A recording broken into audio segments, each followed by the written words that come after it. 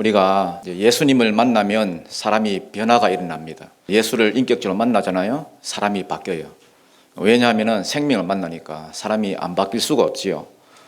하나님을 만나고 말씀이 들어가는데 사람이 안 바뀐다는 것은 이유가 뭐냐? 지난주 8장에 의하면은 이유가 하나밖에 없다 했지요. 뭐가 달라서 그렇다? 아비가 달라서 그렇다. 아비가 하나님이 아니라 마귀이기 때문에 말씀을 듣는 DNA가 없고 순종하는 DNA가 없다. 부전자전이다. 그래서 변화가 안 일어나는 것이다. 이게 이제 지난주 내용이었습니다. 오늘은 9장으로 넘어와서 예수님이 날 때부터 맹인된 사람을 고쳤습니다. 이게 6번째 표적인데요. 이걸 통해서 보여주고자 하는 게 뭐냐 하면은 하나님이 아버지인 자는 이런 일이 벌어진다는 거예요. 아비가 마귀면 안 바뀐다 했죠. 수십 년 교회 다니고 수십 년 신앙생활 해도 사람이 안 바뀌어요. 참 희한하죠. 왜 안 바뀌느냐? 자기 본성과 말씀이 부딪히기 때문에. 말씀과 본성이 부딪히면은 본성 따라 산다 했죠. 말씀을 버렸으면 버렸지 본성은 안 버립니다. 그게 아비가 마귀인 사람의 특징이다 했습니다. 그렇지만은 하나님이 아버지인 사람은 어떤 일이 벌어지느냐? 잠깐 복음을 들었는데, 잠깐 예수님을 만났는데 믿음이 생겼습니다. 사람이 변했습니다. 어떻게 변했느냐? 주님이 그 사람을 테스트해 보셨는데 눈이 안 보이는 맹인한테 진흙을 이렇게 바른 다음에 실로암 연못에 가서 씻으라 했습니다.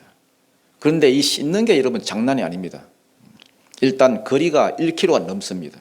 저 밑에까지 계단을 통해서도 내려가야 되고요. 또 히스기야 터널이라고 터널이 하나 있어요.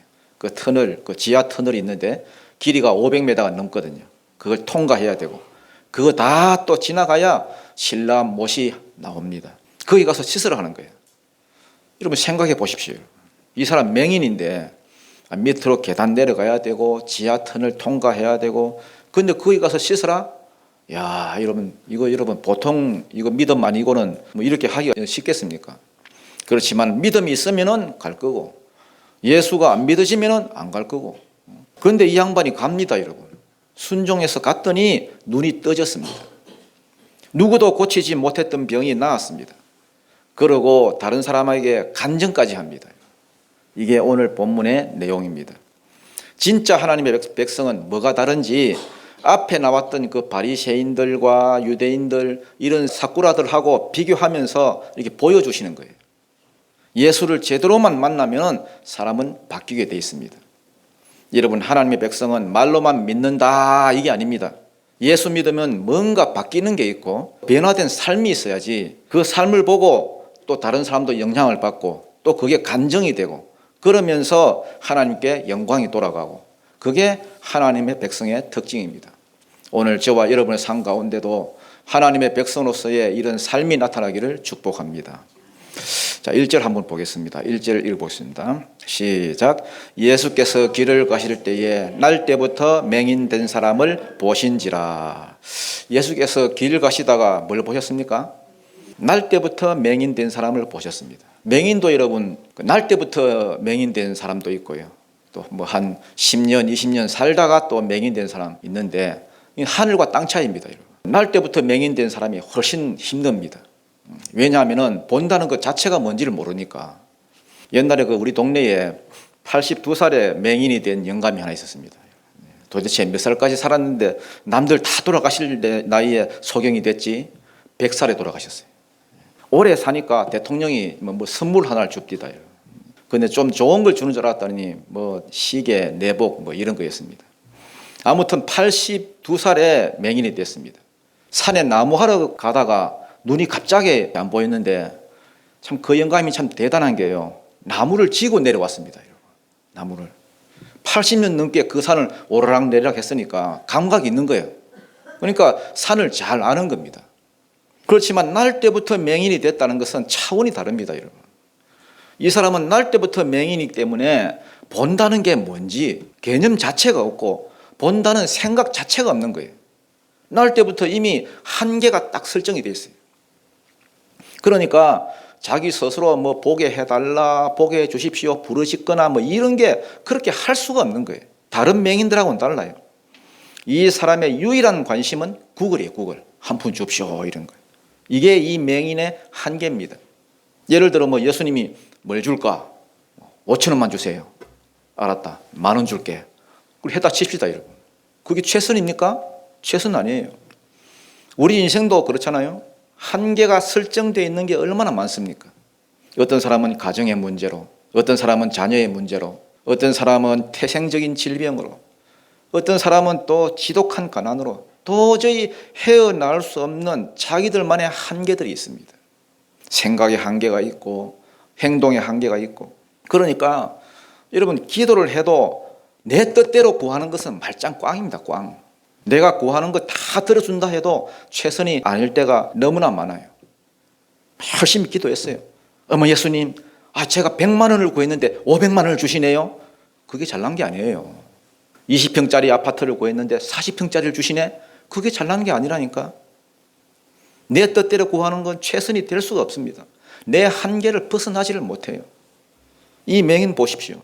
이 맹인은 자기가 뭘 구해야 하는지, 자기한테 뭐가 필요한지 이것조차 몰라요.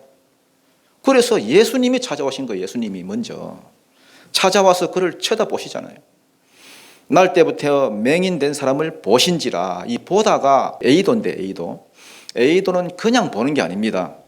보고 이 사람에 대해서 아는 걸 말합니다. 아는 거. 이 사람이 날 때부터 맹인이 됐구나, 얼마나 힘들겠나 짐작한 게 아닙니다. 아시는 거예요. 또 이 사람이 자기 백성인 것도 아시고 어떻게 하면 고칠 수 있는 것도 아셨다는 거예요. 이게 에이도, 본다는 거예요. 예수님이 먼저 보시고 뭐가 필요한지를 아시고 또 필요한 것 주시잖아요. 우리 인생도 마찬가지입니다. 내가 무엇을 구하든 내 뜻대로 구하는 것은 최선이 아닙니다. 여러분. 뭘 구할지도 모르고 그냥 내 욕심대로 구하기 때문에 필요한 걸 구할 수가 없어요. 그렇지만은 예수님이 우리를 쳐다보시잖아요. 뭐가 필요한지 아시잖아요. 그러면 그때부터 일이 시작되는 거예요. 여러분 가정 하나하나를 예수님이 쳐다보고 계심을 믿습니까? 그러면 최선이 뭐냐? 맡기는 거예요. 맡기는 거. 주님 뜻대로 행하시옵소서. 내 주장, 내 뜻, 내 생각 이게 없어요. 지금도 주님의 시선이 여러분을 향하고 계십니다. 하나님 사랑의 눈으로 너를 어느 때나 바라보시고, 그런 찬송이 있잖아요. 그때부터 일이 시작되는 거예요. 우리 인생을 바라보시고 우리 교회를 바라보시고 계십니다. 여러분 가정을 바라보고 계신다고요. 여러분 이거 꼭 믿으시기 바랍니다.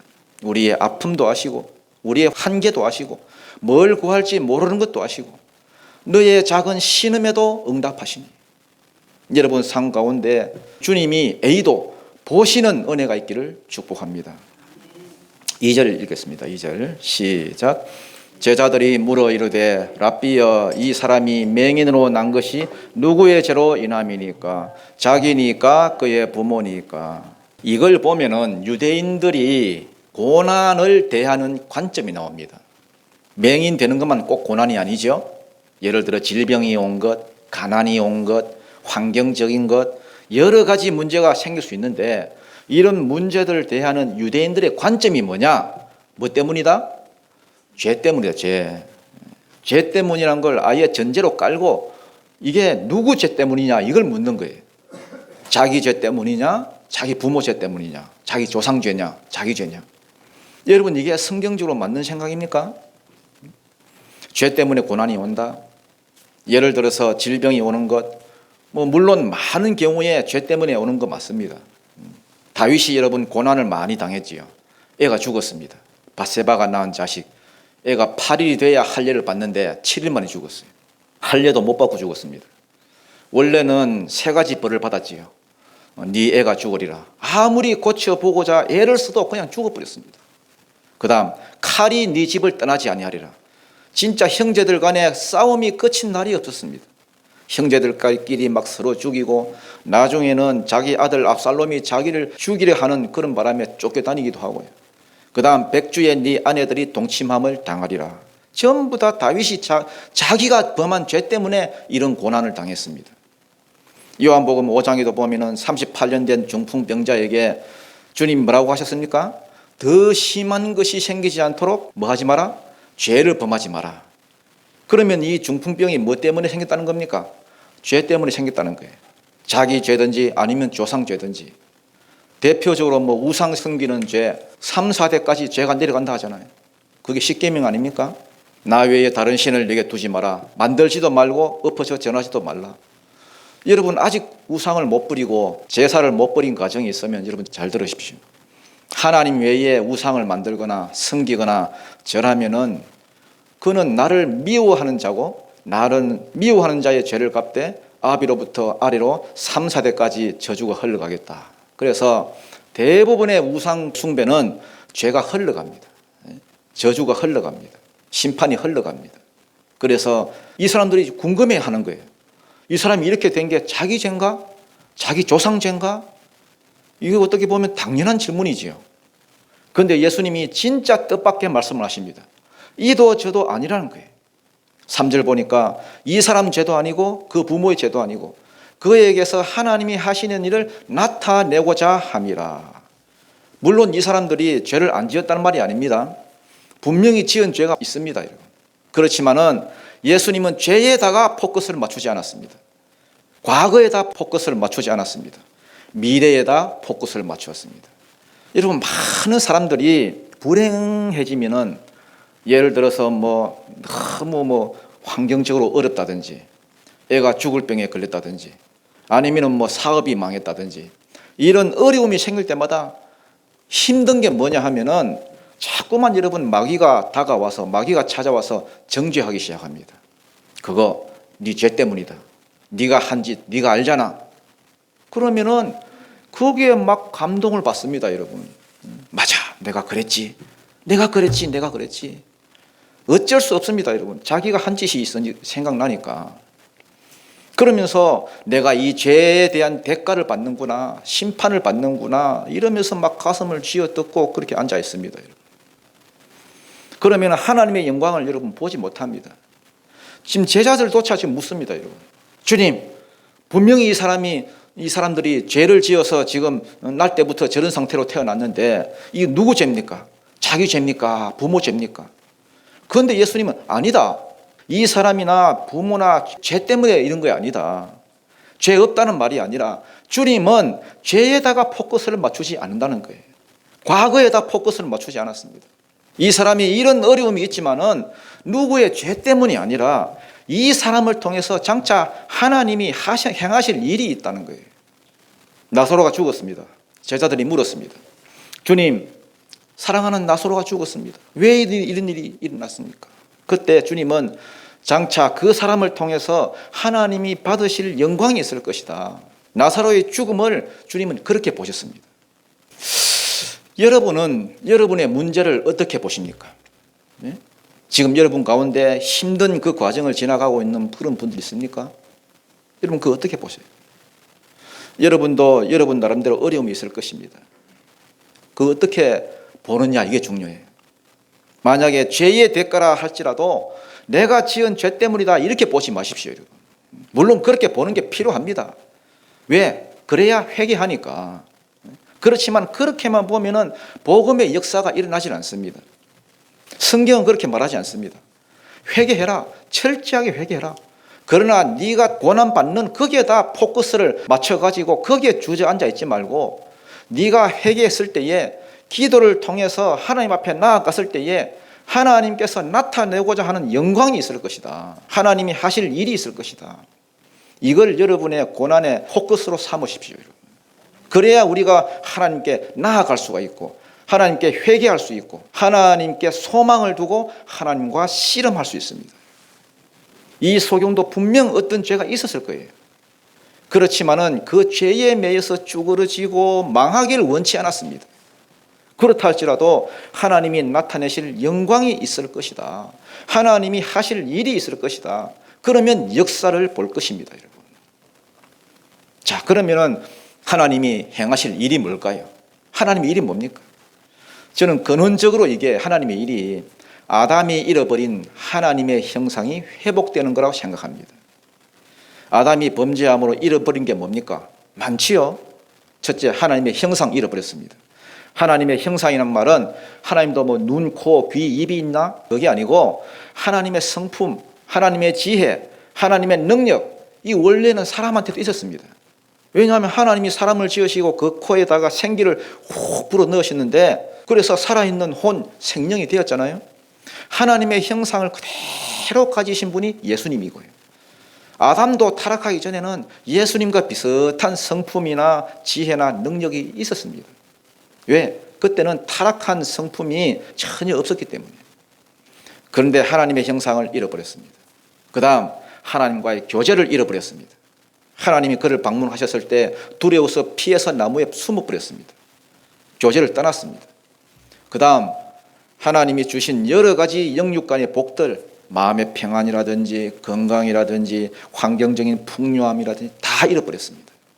그 다음 낙원에서 쫓겨났습니다. 이걸 회복시켜 주시러 오신 분이 예수님입니다. 그러면 그냥 회복시켜 주면 되지? 아닙니다, 여러분. 이 모든 것이 죄 때문에 왔기 때문에 공의의 하나님이 죄 문제 해결이 안 된 상태에서 그냥 회복시켜 주실 리가 없습니다, 여러분. 그래서 죄 문제 해결을 위해서 메시아를 보낸다 그 예언대로 마침내 예수가 오신 것입니다. 그러면 하나님의 일이 뭐냐? 예수를 믿을 때에 다시 그에게 성령이 부어져서 아담이 잃어버렸던 모든 것을 회복해 나가는 것, 이것이 하나님의 일입니다. 성령의 성품이 풀어지고 성령의 9가지 열매 나타나죠? 성령의 성품이 나타납니다. 그 다음 성령의 능력이 풀어지고 성령의 은사들이 나타나지요. 성령이 충만하면 충만할수록 그 아담이 잃어버린 것들을 회복해 가는 것입니다. 이것이 우리가 흔히 말해서 성화의 과정이고, 이것이 우리가 예수 믿었을 때에 사람이 바뀌어 나간다는 그 증거입니다, 여러분. 교제가 회복되어 나갑니다. 왜? 성령이 내 안에서 말씀을 주시니까. 그 다음 잃어버린 낙원, 천국에 갈지 못 갈지 죽어봐야 합니까? 아닙니다, 여러분. 나를 믿는 자는 영생을 가졌고 이미 가졌습니다. 그 다음 옛 주인 사단 마귀의 권세 아래서 그동안 내가 받았던 질병이라든지 가난이라든지 저주라든지 이런 것들이 끊어져 나가는 것입니다. 이것이 하나님의 일입니다. 하나님은 하나님이 하신 일을 우리 삶 가운데, 우리 인생 가운데 나타내시려고 어떤 어려움이라든지 어떤 고난을 허락하시는 거예요. 허락하시는 거예요. 죄의 결과만 아닙니다. 그 하나님이 행하실 일을 보십시오. 교회가 잘 나가다가 어떤 어려움이 왔다고 여러분, 또 어떤 또 가정에 또 어떤 고난이 왔다고 여러분, 에이씨 나 교회 안 나가. 왜 내가 이런 어려움을 줘가지고 말이지. 나 하나님 안 믿어. 이렇게 하면은 하나님의 일을 못 봅니다. 돌파가 안 일어납니다. 그러나 안타깝게도 많은 사람들이 여기서 다 주저앉아요. 여기서. 평소에는 막 할렐루야, 막 믿음이 좋은 것 같아도 조그만 어려움이 딱 생겨버리면 여기서 딱 주저앉습니다. 자기 죄 가운데서 죽는 길로 돌아갑니다. 예수님이 분명히 말씀하시잖아요. 누구의 죄 때문이 아니다. 하나님이 하실 일을 나타내고자 합니다. 미래적인 것이다. 사명적인 것이다. 하나님의 영광을 나타내기 위한 거다. 여러분 인생이 뭐고 시간이 뭡니까? 여러분 잘 한번 생각해 보세요. 이 다 여러분 소모품입니다. 소모품. 우리 인생이 70이고 강건해야 80인데 그 시간 안에 주어진 하나님으로부터 받은 모든 것들은 다 소모품이에요. 소모품. 시간도 소모품, 물질도 소모품, 심지어 고난까지. 내게 주어진 모든 것은 다 소모품이에요. 쓰라고 주어진 거예요. 하나님이 우리에게 시간을 주셨어요. 물질을 주셨어요. 뭐 많이 받은 사람도 있고 적게 받은 사람도 있을 겁니다. 주신 이유가 뭡니까? 쓰라고, 소모하라고. 소모하되 주의 일을 위해서, 사명 감당하기 위해서. 고난도 여러분, 고난 총량의 법칙 이런 거 있는 거 아세요? 우리가 한평생 살면서 받는 고난의 양, 이거 거의 다 비슷하다는 거 아닙니까? 하나님이 고난을 공평하게 주셨다고. 그러면 중요한 게 뭐냐? 내게 주신 이 소모품들을 어디에다 쓰고 가느냐 이거예요. 이게 중요한 겁니다. 시간, 돈, 고난, 이 어디에다 쓰고 갈 것이냐.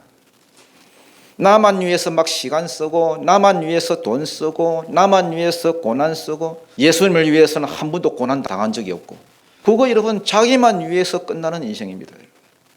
그런데 똑같이 주어진 소모품들을 사명 위해서 돈을 쓰고 사명 위해서 고난도 쓰고 사도 바울 보십시오. 사도 바울 사도행전 20장 24절 보니까 내가 달려갈 길과 주 예수께 받은 사명 곧 하나님의 은혜의 복음을 증언하는 일을 마치려 하면은 나의 생명조차 조금도 귀한 것으로 여기지 아니하노라. 고난을 뛰어넘어서 자기 생명까지 바치잖아요. 주를 위해 쓰잖아요. 그런데 사람들이 얼마나 어리석은지 자기는 돈 많이 벌었대. 막 소모품으로 준 걸 막 자랑하고. 아니, 사명 이룬 데 쓰라고 주신 거 아닙니까? 요즘 사람들이 한 20년, 30년 전에는 쓰지도 않던 말을 진짜 많이 써요. 트라우마, 상처 이런 말. 너무 많이 써, 너무 많이 써. 따지고 보면 옛날 사람들이 더 트라우마 많고 더 상처가 많을 건데. 그런데 걸핏하면 트라우마, 상처. 원래 아내가 죽을 때 쓰는 말인데 상처. 온 사람들이 다 상처 입었대. 상처, 트라우마, 상처, 트라우마. 사명이고 뭐고 뭐 미래고 뭐고 없어요. 표대를 향해서 달려가고 이런 게 없습니다, 여러분. 고난 좀 당하면 어때? 어차피 고난은 오는 건데, 고난은 극복하면 그냥 막 가버리면 되는 건데, 언제부턴가 고난을 묵상하기 시작해요. 나는 어디서 상했나? 나는 어디서 아팠나? 여러분, 교회도 보면요, 기독교 상담이라 해가지고요, 한때 유행했어요, 한때. 교회에다가 막 치유 상담소 이런 거 막 차려놓고 여러분, 소모임으로 뭐 너댓 명씩 앉아가지고 모여가지고 뭐 죽도록 하는 일이 뭐냐 하면은 어렸을 때 받았던 상처, 과거에 받았던 트라우마 이런 거 막 나누고 서로 울고 또 상처 주고, 노래도 여러분 당신은 사랑받기 위해 태어난 사람 그러면서 또 울고, 그러다 보면 여러분 그냥 청소년들이 그냥 10년 후딱 가요. 후딱 가. 사회도 마찬가지예요. 교회가 그러니까 사회도 영향을 받아가지고 트라우마라는 말을 엄청 써요. 막 과거에 꽂혀가지고 여러분 상처, 트라우마. 정치인들은 맨날 뭐 국민을 위해서 민생은 뭐 돌볼 생각 안 하고 맨날 과거 사건 해결한다고 막 위원회 이런 거 만들어가고 과거. 미래가 없어요, 미래가. 나라 전체가. 미래로 나가질 못하는 거예요. 미래를 향해서 나아가야 되는데. 여러분 요셉 보십시오, 여러분. 상처, 트라우마, 요셉만큼 많은 사람 어디 있어요? 형들한테 상처 입고 구덩이에 갇히고 팔리고 아줌마한테 또 모함받고. 상처라 그러면은 요셉만큼 상처가 많은 사람이 누가 있어요? 그렇지만은 창세기 50장에서 뭐라 그래요? 당신들은 나를 해하려 하였지만 나는 상처받았다 이거죠. 그렇지만은 하나님이 이 모든 것을 선으로 바꾸셨다고. 그 다음 사명을 말하잖아요. 나 당신들 때문에 팔려온 건 아니라고. 생명을 구하시려고 하나님이 나를 먼저 보내셨다고. 그 다음 두려워하고 있는 형들, 부들부들 지금 형들이 떨고 있잖아요. 안심시키잖아요. 내가 당신들뿐만 아니라 당신 자녀들까지 내가 돌보겠다고, 책임지겠다고. 아브라함에게 했던 그 말씀. 너로 말미암아 모든 족속이 복을 받을 것이다. 사명이에요, 사명. 미래잖아요, 미래. 왜 우리 가정에 이런 아픔이 있고, 왜 내 인생 가운데 이런 상처가 있고, 왜 내 인생 가운데 이런 고난이 있나? 여러분 얘기하십시오, 여러분. 미래적인 나는 사명이 있다고. 미래적인 고난이 나한테는 있다고. 이걸 통해서 하나님이 하실 일이 얼마나 많은데. 여러분 속지 마십시오. 마귀는요, 굉장히 친절한 사람의 모습으로 다가온다는 거. 위해 주는 척. 다정다감하게. 그래, 내가 네 상처를 보듬어 줄게. 네 트라우마를 싸매 줄게. 그래, 울어. 실컷 울어. 야, 상한 감정부터 치유해야지. 사명은 무슨 사명이야. 봉사는 무슨 봉사야. 왜 교회는 일만 시키냐. 야, 와. 상처 치유해 준 데가 있어. 그래, 죽으라 울고, 죽으라 뭐 아픔이라 그러고, 죽으라 뭐 상처. 아무튼 처음부터 상처로 시작해서 상처로 끝나는 교회도 있어요. 가보세요, 여러분. 이게 뭡니까, 이게? 예수님 보시면 얼마나 가슴을 치겠습니까? 이것들이 지금 뭐 하고 있나? 지금도 예수님은 우리 교회를 바라보고 계십니다. 안타까운 마음으로 바라보십니다. 그리고 말씀하십니다. 이사야서 43장 말씀. 이전 일을 기억하지 마라. 옛일 기억하지 마라. 과거의 일 다 잊어버리고 상처, 트라우마 이런 거 아니고 옛날 일을 생각하지 마라. 과거에 묶이지 마라. 내가 새 일을 행하리니 미래적이다. 사명적이다. 네가 알지 못한 일을 내가 버리겠다. 광야의 길을, 사막의 강을 내겠다. 여러분, 기도도 여러분 내 속에 있는 욕심을 가지고 막 자가 발전해서 기도하는 것이 아니라 먼저 하나님이 말씀하시는 거예요. 하나님 말씀하시는 거예요. 주일마다 수요일마다 그 말씀을 여러분 들어야 됩니다. 말씀 듣고 기도하는 거예요. 말씀 듣고. 그러면 놀라운 일이 벌어져요. 광야의 길을, 사막의 강을. 그래서 내 본성 이거 깨져야 됩니다, 여러분. 예수 믿으면서 내 본성 가지고 한다면은 그것은 예수 믿는 것도 아니고 그건 아무것도 아닙니다. 철저하게 깨져야 돼요.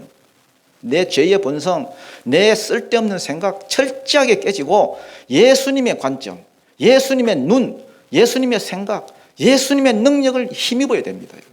그래야 그게 하나님의 백성이고 하나님의 자녀입니다. 여러분, 고난을 보는 눈이 달라지기를 축복합니다.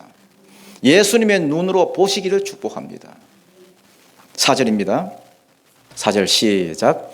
때가 아직 낮임에 나를 보내신 이의 일을 우리가 하여야 하리라. 밤이 오리니 그때는 아무도 일할 수 없느니라. 때가 아직 낮임에, 이게 요한복음의 특징입니다. 자꾸 여러분 때를 강조합니다. 물로 포도주를 만드실 때도 예수님이, 그 어머니에게 예수님이 말했죠. 여자여, 아직 내 때가 이르지 아니하였나이다. 또 제자들한테도 예수님이 너희 때는 항상 준비되었지만은 내 때는 아직 이르지 아니하였느니라. 또 저 뒤에 가면은 인자가 영광을 받을 때가 왔도다. 자꾸만 때를 이야기합니다. 이게 요한복음의 특징이에요. 그 때가 언제입니까? 십자가 지시는 때를 말합니다. 예수님은 십자가 지시는 걸 기준으로 딱 두 부분으로 이렇게 구분지어서 그 전은 낮이라고 칭합니다. 낮.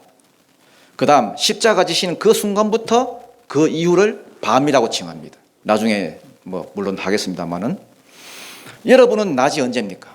여러분 낮이 언제? 예수님은 십자가 지시기 딱 그 전후로 낮과 밤이 갈리는데 여러분은 낮이 언제겠습니까? 여러분의 콧구멍을 통해서 호흡하고 있는 지금이 낮입니다. 만약에 더 이상 호흡이 안 되고 들숨이나 날숨 중 어느 하나가 포기가 되어지는, 아이고 이제 숨쉬기도 힘들다, 숨쉬기도 벅차네, 그때가 밤입니다. 어두운 밤 시대니 내 직분 지켜서 힘써서 일해라, 이런 찬송이 있잖아요. 일할 수 없는 밤이 속히 온다고. 예수님이 이런 말씀을 하십니다, 여러분. 낮은 하나님이 일하라고 주신 때다. 밤은 쉬라고 주신 때라면은 낮은 하나님이 일하라고 주신 때다. 살아있는 동안, 이 낮 동안에는 일해야 된다. 사명 감당해야 된다. 여러분, 베드로 후서를 읽다 보면요, 이단이라든지 거짓 선생, 다른 말로 이 가라지들의 특징은 뭐냐? 낮에 일할 시간에 연락을 즐긴다, 이렇게 되어 있습니다. 연락을 즐긴다. 하나님이 일하라고 주신 때에 뭐를 즐긴다고요? 연락을 즐긴다는 거예요. 일 안 하고 빈둥빈둥 논다는 거예요. 때가 아직 낮임에 내가 아직 십자가 지기 전이고 공생의 사역을 하라고 주신 이 시간이기 때문에 내가 나를 보내신 이의 일을 하여야 하리라. 나를 보내신 이의 일이 뭔데요? 아까 아담이 잃어버렸던 그것들 회복시켜 주는 거. 이 땅에 오셔서 3대 사역을 하시는 거. 뭐를 전하시고? 내가 메시아다, 내가 그리스도다, 복음을 전하시고, 그 다음 믿는 자는 가르치고, 믿는 자들이 생길 거 아닙니까? 가르치고, 그 다음 이 가르침이 진리라는 것을 입증하기 위해서 뭘 계속 행하시고? 표적을 행하시고. 그래서 한 영혼이라도 더 구원받을 수 있도록 이게 하나님의 일이다 하는 거예요. 때가 아직 낮임에 나를 보내신 이의 일을 우리가 하여야 하리라. 그러나 밤이 오리니, 밤은 아까 십자가 지시는 때를 말하지요. 예수님으로 치면은 십자가 지는 때고, 우리로 말하면은 우리의 호흡이 끝나는 때. 밤이 오리니 그때는 아무 일도 할 수 없느니라. 무슨 말입니까? 내가 죽고 보니까, 살았을 때는 몰랐는데 죽고 보니까 천국이 있고 지옥이 있고 상급이 있고 영광이 있는 것을 보고는 아이고 주님 다시 보내주십시오. 일 더 하고 오겠습니다. 이렇게 못한다는 겁니다. 벌써 늦었다, 야 밤이다, 야 밤. 낮이 기회다, 낮이. 그 기회가 지나면 끝이다.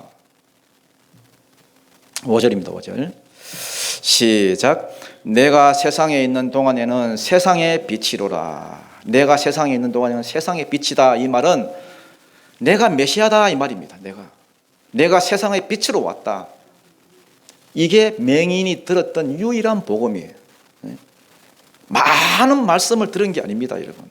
짧은 시간에 복음을 몇 마디 딱 들었을 뿐인데 지금까지 들었던 소리와는 전혀 다른, 지금까지 구걸하면서 얼마나 많은 소리를 들었겠습니까, 여러분. 지나가는 사람들마다 다 한마디씩 했을 거 아닙니까? 엄마, 저 사람 저렇게 된 거 누구 죄 때문이야? 자기 죄 때문이야? 아니면 자기 부모 죄 때문이야? 글쎄, 너는 누구 죄 때문에 생각해? 이런 말을 여러분 귀에 딱지가 않도록 들었을 겁니다. 그런데 또 물어보는 거예요. 또 죽인 놈 2분 죽인다고. 아니, 제자들이 지나가면 그냥 지나가면 되는데 또 물어보는 거예요. 제자들이. 예수님, 아니, 저 사람 저렇게 된 거 누구 죄 때문입니까? 지 죄 때문입니까? 아, 자기 부모 죄 때문입니까? 어이가, 저 소리 또 듣네, 또 들어. 그래도 구글은 또 해야 되니까 표정 관리를 하면서 입꼬리 올리면서 앉아 있는 거예요. 그러면서 예수란 분은 뭐라고 말을 하는지 이렇게 들어보자. 왜냐하면 워낙 유명한 사람이니까, 예수가. 그런데 생판 처음 듣는 소리를 하는 거예요. 지 죄도 아니고 지 부모의 죄도 아니고 죄가 없다는 말이 아니라 했지요. 지금 눈을 떠서 빛을 보면은 지금까지 많은 사람이 복음 듣고도 안 믿고 마귀짓을 하고 날뛰던 사람들이 그걸 보고 그 돌아올 영혼들이 있을 거니까 하나님이 나타내고자 하실 일이 있을 것이다. 그걸 말하는 거예요. 어이? 야, 이 소리는 처음 들어보네. 보는 관점이 다르시네. 그러면서 내가 세상에 있을 동안에는 세상의 빛이다 하고 자기를 메시아로 증거하는 거예요. 아, 이분이 메시아라? 이분이 메시아라? 짧은 시간에 복음을 들었는데 이 거지가 믿음이 생겼습니다.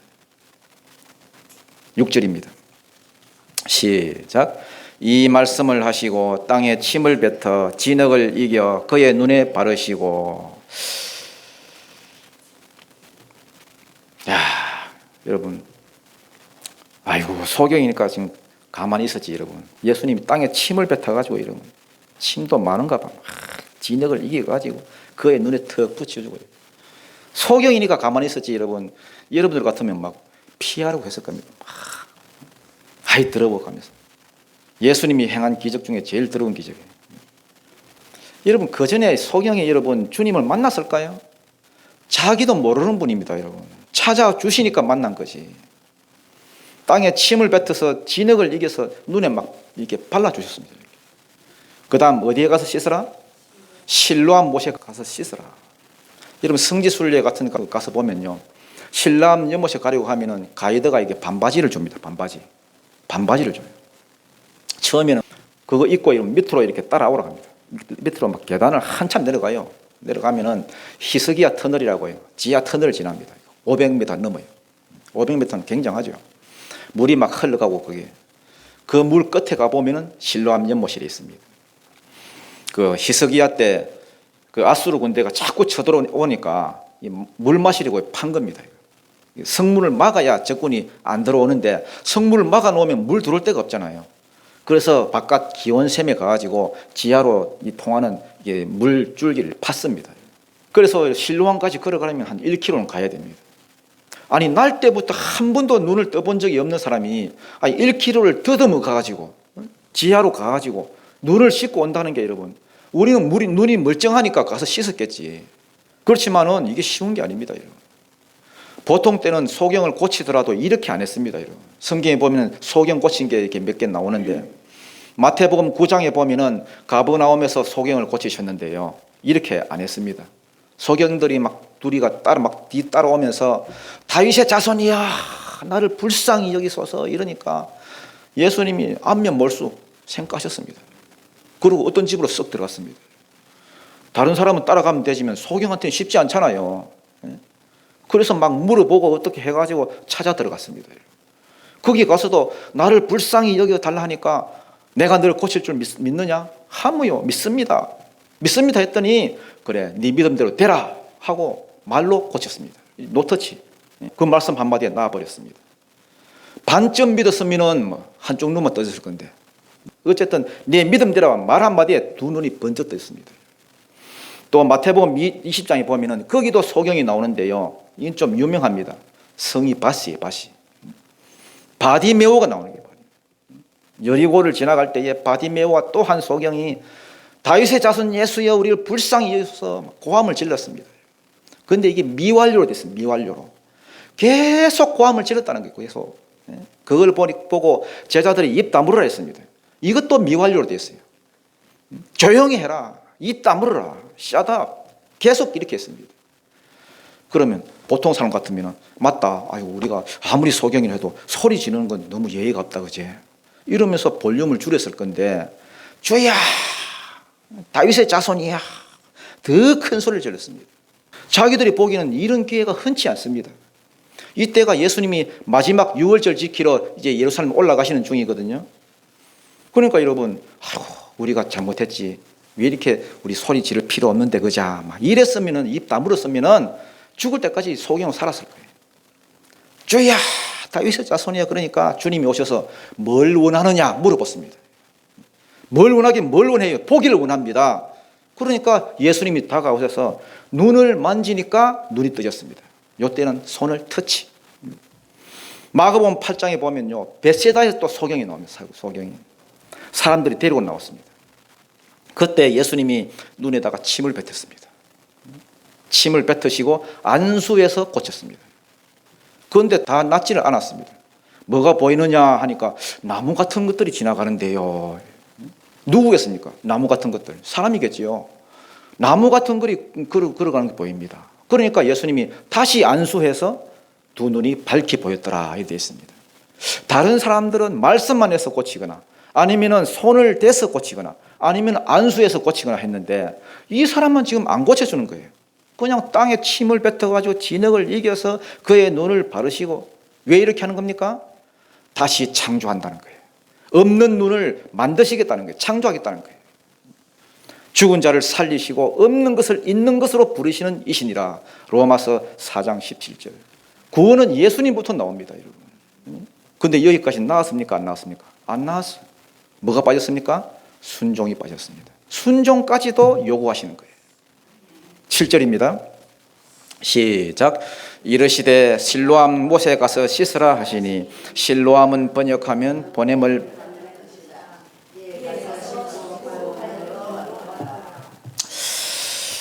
실로암 못에 가서 씻으라. 5절까지는 복음을 간략하게 주시고요. 나는 세상의 빛이다. 이 말씀밖에 안 하셨습니다. 이 사람이 복음을 믿는지 안 믿는지 테스트를 하시는데 주님은 말로만 테스트하지 않습니다. 열매를 보고 테스트를 하십니다. 순종하는지 안 하는지 열매를 보고. 실로암이란 말은 보냄을 받았다 이런 뜻입니다. 거기 적혀 있죠. 희한한 게 다른 사람은 말씀으로 다른 사람은 손을 얹어서 다른 사람이 이렇게 안수해서 고치셨는데 이 사람만 안 고치는 거예요. 사람을 차별하시나? 이거는 여러분 샘플로 그렇게 보여주시는 겁니다. 복음을 잠깐 들려주시고 내 백성은 어떤 반응을 보이는지 봐라 이 사람들아. 메시아가 가라고 하는데 누가 안 가? 자기 백성인데. 지금 예수님이 하시는 말씀이 뭡니까? 너 상처냐? 쭈그려 앉아있지 말고 상처로 쭈그려 앉아있지 말고 너 보냄을 받은 거야. 너 실로암이야. 보냄을 받았어. 눈 씻고 난 다음에 보냄을 받잖아요. 예수를 증거하라고. 여러분도 이런 관점으로 바뀌시길 바랍니다. 예수님 관점으로 바뀌어야 돼요. 고난을 보는 눈이. 결과가 어땠습니까? 이에 가서 씻고 밝은 눈으로 왔더라. 소경으로서 한 번도 가본 적이 없는 실로암 못에 가서 씻고 왔다는 거예요. 1km 정도 지하 터널 지나고 얼마나 힘들었겠어요. 명인이. 눈 뜬다는 말도 안 했어. 그냥 씻고 오라만 했지. 병 낫는다고 말도 안 했어요. 그냥 순종했어요. 그냥 믿고 갔습니다. 메시아라는 그 한마디 때문에. 여러분 기적은 언제 일어나느냐? 순종할 때 일어납니다. 이게 믿음입니다. 이게 성도입니다. 행함으로 믿음을 보이는 것, 내 믿음을 보이는 것, 이게 믿음이고 하나님의 백성입니다. 8절입니다. 8절 9절 같이 읽겠습니다. 시작. 이웃 사람들과 전에 그가 거린인 것을 보았던 사람들이 이르되 이는 앉아서 구걸하던 자가 아니냐. 어떤 사람은 그 사람이라 하며 어떤 사람은 아니다. 그와 비슷하다 하거늘 자기 말은 내가 그라 하니. 자, 이 사람이 실로암에 가서 씻고 밝은 눈으로 오니까 예수님 거기 안 계셨습니다. 왜냐하면 그날이 저 뒤에 보면은 이제 다음 시간 하겠지만은 안식일이라 되어 있거든요. 진흙을 이기고 소경 보고 걸어가라 하고, 이게 전부 다 율법을 어긴 건 아닌데 율법을 빙자한 유대인의 전통, 장로들의 유전을 어긴 것입니다. 그리고 시비 걸 줄 알고 미리 피하셨습니다. 안죽으로 피하는 것이 아니라 아직 때가 안 됐기 때문에. 왔는데 예루살렘 전체가 난리가 났습니다. 여러분, 보는 사람마다 절만 누구 저거, 여기 앉아서 구걸을 하던 사람 아니가? 어떤 사람이 그 사람 맞다 그러고 어떤 사람은 아니다 그러고, 근데 닮기는 닮았네 이러고, 자기도 소망이 없고 딴 사람도 소망이 없다고 말하던 그 사람이 눈 뜨고 돌아다니니까 저 사람이 그 사람일 리가 있나 이렇게 하는 거예요.